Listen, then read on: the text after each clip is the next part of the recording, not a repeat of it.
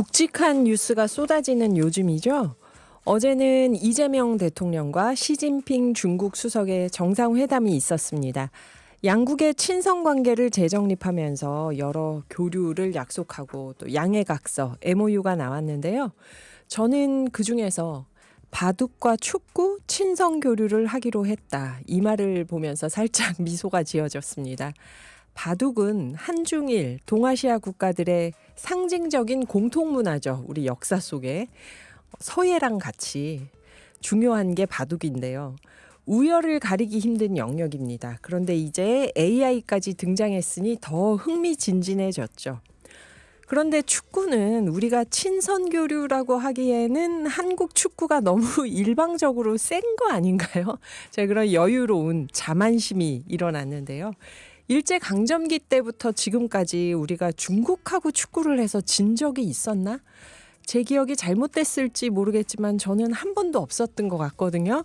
이거 친선 교류라고 하고 계속 이기면 미안한데 여튼 그렇습니다. 양국 정상은 서해 구조물 문제도 협의하기로 하고요. 또 한반도 평화와 안정이 한중 양국의 공동 이익이다. 이런 것도 함께 확인을 했죠. 서해를 평화롭고 공영하는 바다로 만들자. 그리고 이런 정상회담이 끝난 후 양국의 정부 부처 기관간 14건의 MOU 양해각서가 있었는데요. 그중에서 눈에 띄는 제목이 있었습니다.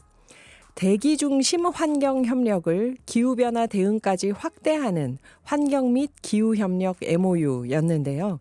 우리가 미세먼지 때문에 대기 중심 환경 협력은 했는데 앞으로는 기후변화 대응까지 확대해서 협력하자는 양해각서였어요. 기후변화는 악성 루머다, 가짜뉴스다, 그러는 분이 지금 강대국 미국의 지도자잖아요. 이런 현재 이 시대에 중국과 한국, 나아가 바란다면 일본까지 함께 이 동아시아 3개국이 리더 국가다. 우리가 국제 기준을 만들어야 한다. 그런 자신감과 용기를 가지고 기후위기 대응에 글로벌 리더십을 발휘할 수는 없을까? 그런 상상을 해봅니다. 제조국 강국들이 모인 동아시아에서 적극적인 탄소 절감과 기후 기술 개발에 앞장선다면 전 세계 이상기후 피해를 분명 줄일 수 있지 않을까요? 여기서 우리가 희망을 만들었으면 좋겠습니다. 자, 오늘도 기후위기 시대를 건너가는 상상력을 드립니다. 모두의 내일을 위한 오늘의 기후. 지금 출발합니다. 기후 톡파원.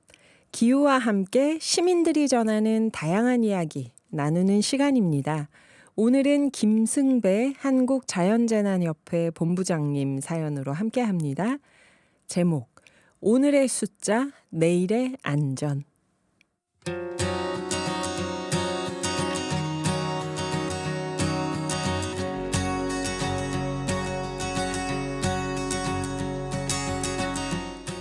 (2026년이) 시작됐습니다. 새해를 맞아 지난 한 해 우리나라 기후가 어떤 기록을 남겼는지 돌아볼까 합니다. 작년 9월 17일 전북 군산에서는 1시간 동안 무려 152mm의 폭우가 쏟아졌습니다. 이 기록은 1998년 7월 31일 지리산 일대에 폭우가 내렸을 당시 순천 주암에서 기록된 1시간 최다 강수량 145.0mm를 넘어선 수치였습니다. 우리나라 기상 관측 이래 새로운 기록이 세워지는 순간이었는데요. 이런 극한의 비는 한 번으로 끝나지 않았습니다. 2025년 한 해 동안 시간당 100mm 이상의 폭우는 모두 15차례나 발생했습니다. 짧은 시간에 집중되는 강수는 이제 예외적인 사건이 아니라 반복되는 현상으로 자리 잡고 있죠. 태풍의 양상도 눈에 띄게 달라졌습니다. 2025년에는 모두 27개의 태풍이 발생했지만 우리나라까지 영향을 준 태풍은 단 한 개도 없었습니다. 이것은 2009년 이래 처음 있는 일입니다. 기온 변화는 더 분명한데요. 한반도의 평균 기온은 1970년대 12도 수준에서 2020년대에는 14.8도로 무려 2.8도나 높아졌습니다. 그 결과 폭염 발생 빈도는 1910년대에 비해서 2.2배 늘었고 열대야는 무려 4.2배나 증가했습니다. 여름은 길어졌고 밤에도 쉬기 어려운 계절이 됐습니다. 이처럼 달라진 기후 환경에 대응하기 위해서 새해부터는 기상특보 체계도 한층 강화됩니다. 올해부터 폭염특보에는 하루 최고 체감온도 38도 이상일 때 그때 발령되는 폭염 중대경보가 새롭게 추가됩니다. 그동안 별도로 운영되지 않았던 열대야주의보도 신설됩니다. 호우 재난 문자 발송 기준도 더 세분화됩니다. 2025년까지는 1시간 강수량이 50mm 이상이면서 3시간 강수량이 90mm 이상이거나 또는 1시간 강수량이 72mm 이상 기록될 때 기상청이 직접 호우 긴급 재난 문자를 발송했습니다. 하지만 2026년 새해부터는 이 1차 문자를 보낸 이후에도 비가 계속 더 이어지면 이미 내린 1시간 강수량이 80mm에 이르거나 15분 강수량이 20mm를 넘었을 때 또는 1시간 강수량이 100mm 이상 기록되면 2차로 한 번 더 재난성 호우 경보가 추가 발송됩니다. 숫자는 기록으로 남지만 숫자가 말해주는 것은 우리의 일상과 안전이죠. 그 숫자를 기준 삼아서 미리 대비하는 것이 안전을 지키는 출발선입니다.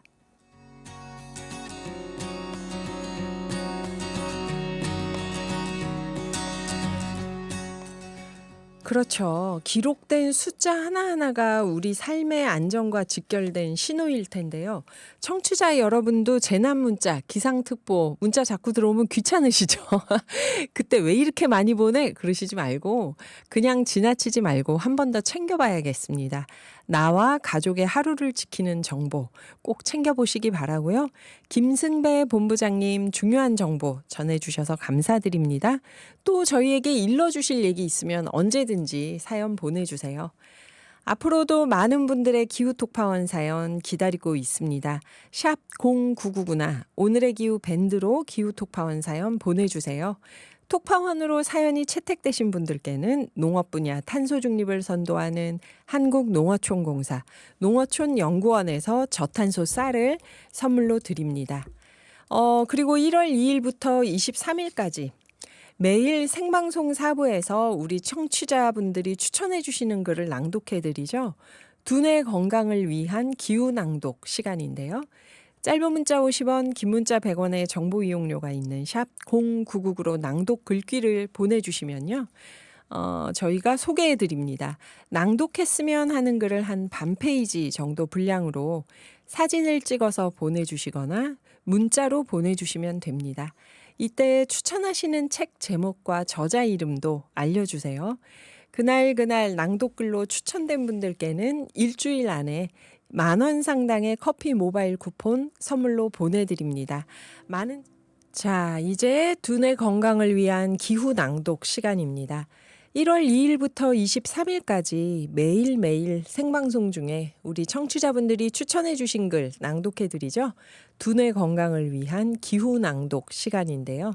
하루에 2분 소리내서 낭독을 하면 치매 인지 개선 효과가 있다고 합니다. 일본 뇌영상 최고 권위자 가와시마 류타 교수의 말입니다. 우리 모두 두뇌를 젊게 하는 하루 2분 낭독. 오늘의 기후 청취자면 누구나 참여할 수 있는데요. 꼭 기후글이 아니어도 되고요. 마음에 와닿았던 글이면 어떤 글이든 많이 추천해 주세요. 짧은 문자 50원, 긴 문자 100원의 정보 이용료가 있는 샵 0999로 낭독 글귀를 보내주시면 되는데요.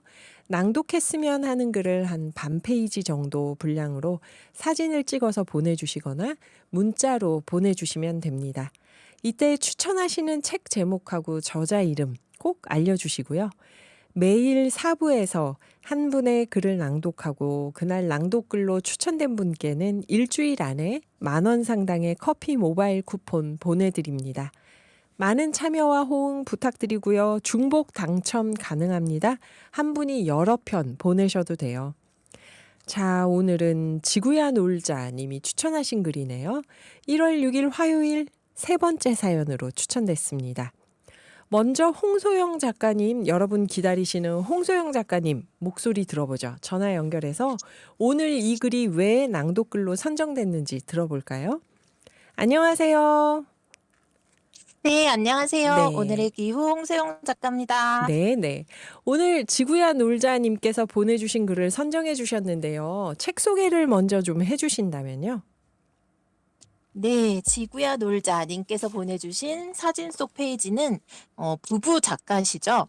최다혜, 이준수 이 두 분이 함께 쓴 제목은 지구를 구하는 가계부. 이 책에 나오는 글입니다. 한 가정이 실제로 가계부를 쓰면서 소비랑 환경이 어떻게 연결되는지를 기록한 책인데요.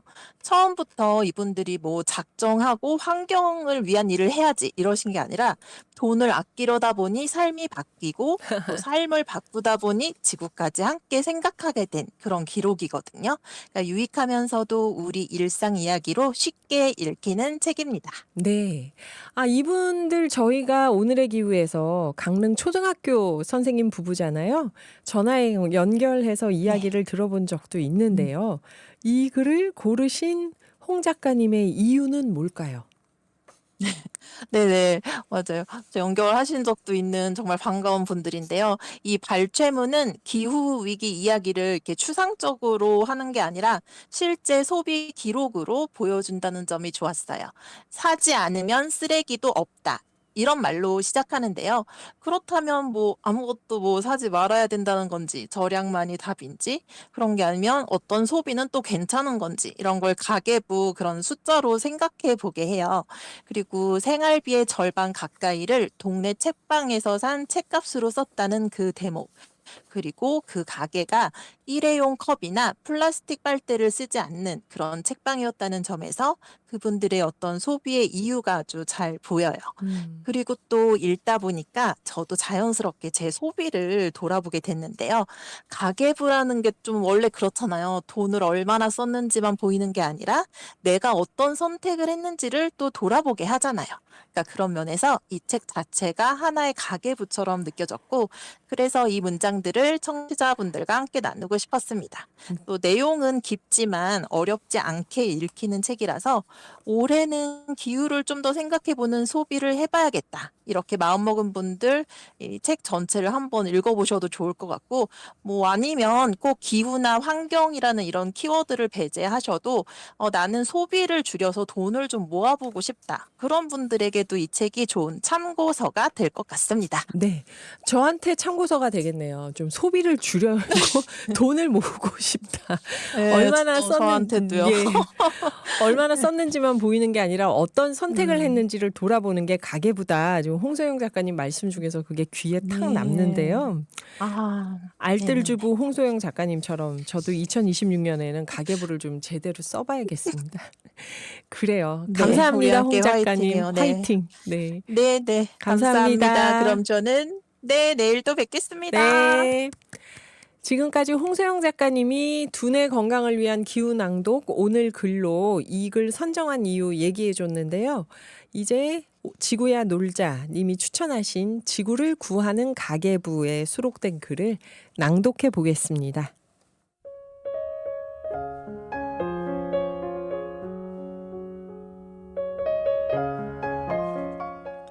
플라스틱 배출 기록을 거듭할수록 절약이야말로 가장 친환경적인 행동이라는 걸 절감했다.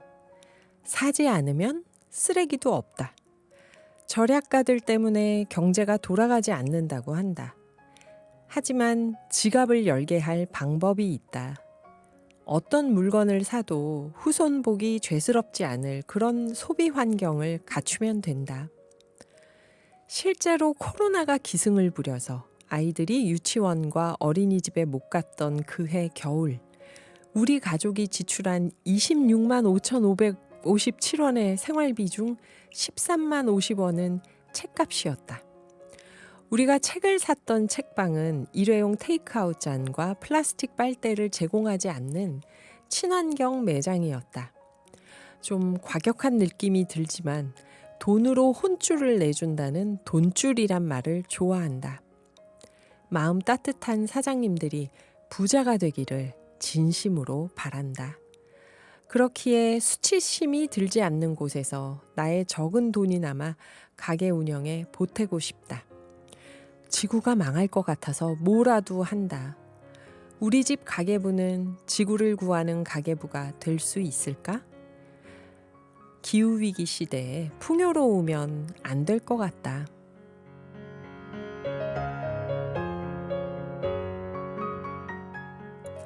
네, 지금까지 지구야 놀자님이 추천해주신 최다혜 이준수 작가님의 지구를 구하는 가계부였는데요.